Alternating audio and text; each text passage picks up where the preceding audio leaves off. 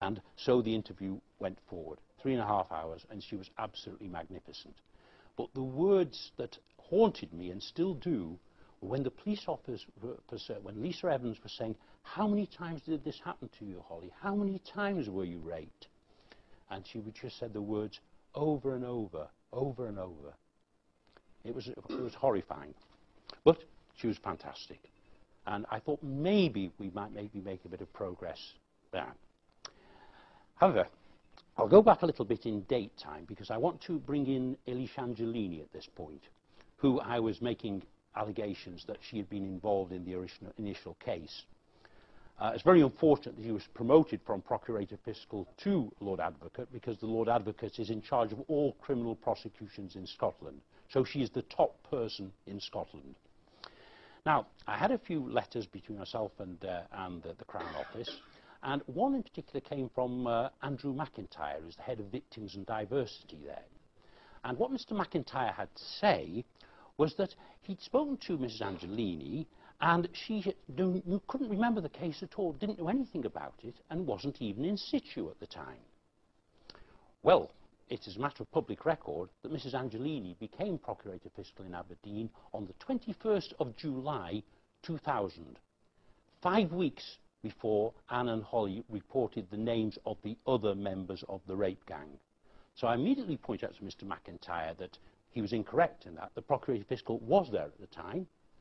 Chronologically, we could prove that was the case.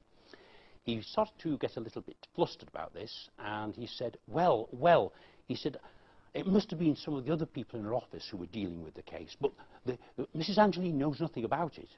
I said, are you serious? This is a case that's taken place in Aberdeen, not only of this magnitude, but someone we already know is a close personal associate of hers, Sheriff Graham Buchanan. And the boss was not told about this terrible case. Are you seriously telling me that? He said, well, no. He says, well, that's all I can think of. However, we had one other trump card to play that he didn't know about, and obviously Angelini did not know about. Because in our possession, we had a letter. And the letter was written by Brian Adam MSP, who was Anne's representative in the Scottish Parliament at the time. This letter, which we have a copy of, is dated the 27th of October 2000, 4 months, or three months after Mrs. Angelini had taken office. The letter was written specifically to Mrs. Angelini, asking her what progress she was making on the case.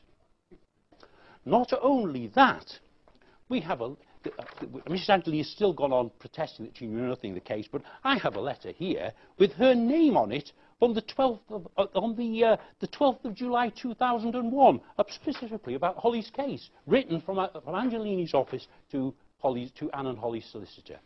So the Lord Advocate of Scotland has lied and lied again, and we can prove that. The rest of the case is going to be hard to get at because every obstruction is going to be placed in our way. But we've already established that the Lord Advocate, the head of all criminal prosecutions in Scotland, has lied. She's lied to the people of Scotland about her involvement in this case. There's no question about that.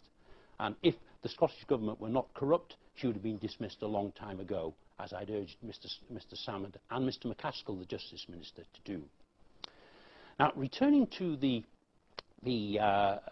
case itself, again, we got the usual delays from the Crown Office, who's supposed to be investigating it.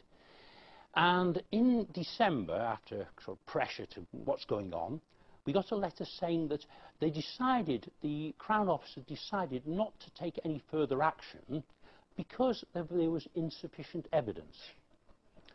Now, not only myself, but a team of very hard-working, highly intelligent and competent people in Scotland who can't be named at the present time, have also been working very hard with me and with my clients on this case.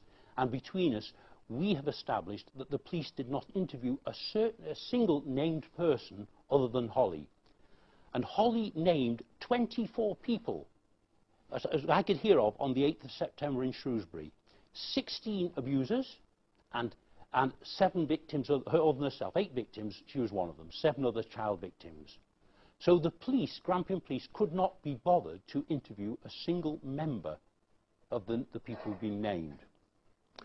We also discovered that in the earlier investigation in 2000, when they were first supposed to look at the case, the one that was blocked by Angelini, they actually only interviewed Dennis Mackey, the father, and the son, Greg Mackey, 2 years later, which they had admitted to.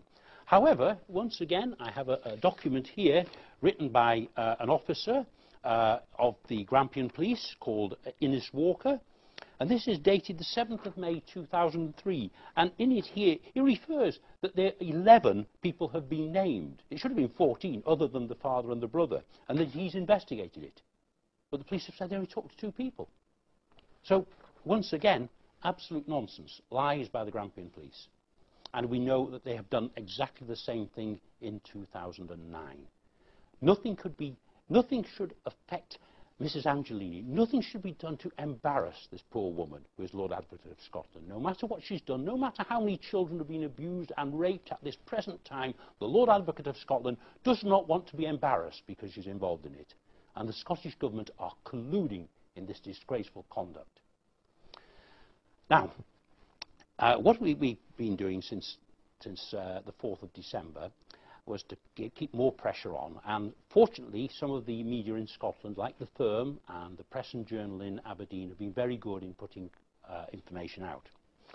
Now, on the 17th of November, the Firm put out a strong story attacking Angelini's involvement. Of course, they got the paperwork that we provided for them, and they very courageously went in, and they were the first real people in Scotland to really do so in a big way, to attack Angelini. Immediately, a team was sent from Angelini's office at the Crown Office, more or less threatening to put the Firm out of business unless they did a retraction and an apology straight away. The Firm did this, but it was under the most severe duress.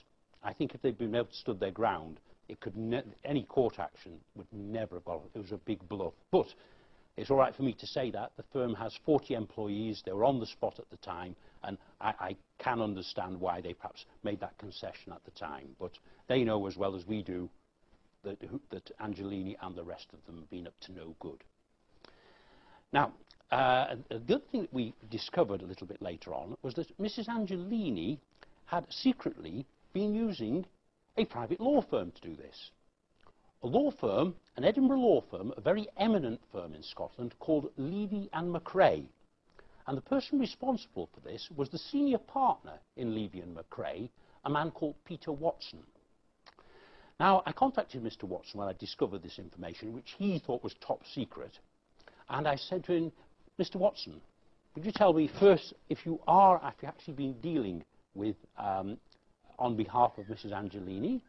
And if so, is Mrs. Angelini paying your fees, which we would have no quarrel with if that's the case, or is it being paid by the Scottish taxpayer? Is it being purloined from public funds, which is a totally different reason indeed? If the Lord Advocate has been perverting the course of justice, and now she is using public money to conceal the facts of the story from the Scottish public, that is a serious matter and a criminal matter. Mr. Watson got very embarrassed, sent a rather offensive email back to me saying, who the hell are you, type of thing, why should I talk to you? And I just said, well, it's up to you, Mr. Watson. You can answer the question or you can't. Anyway, he still refused to answer it. We do have a document, which I haven't got with me, and it's a kind of a privileged one at the moment, but we have a document to show that, yes, he was, and he threatened one of the information providers with defamation if they mentioned anything more about Angelini's involvement in this case. We also know that he sent general threats to every editor in Scotland, saying that they would be most severely dealt with if any of them ever mentioned Mrs. Angelini's connection in any way with the Hollie Greig case. So we have a high-level attempt to intimidate the press of Scotland, the media of Scotland, and the whole of the UK, because Google have been threatened as well. Now, I'm going to go back with one other item, and one very sinister item, because at the moment we are using everything we can, the documentation, to actually bring the people to justice. It's a hard job when you've got the police, the judiciary, and the politicians who are in power in Scotland at the moment, all against you, who don't want to stop this case, going ahead, despite the overwhelming weight of evidence. I'm absolutely sure if it was Angus and Aggie who've got the chip shop in Gorbals, they'd have been banged up in jail years ago. But because it's Sheriff Buchanan, because Angelini is involved, everything has to be blocked. And police officers, because not only is the police officer Terry Major involved, but two other police officers, Leanne Davidson, which we know,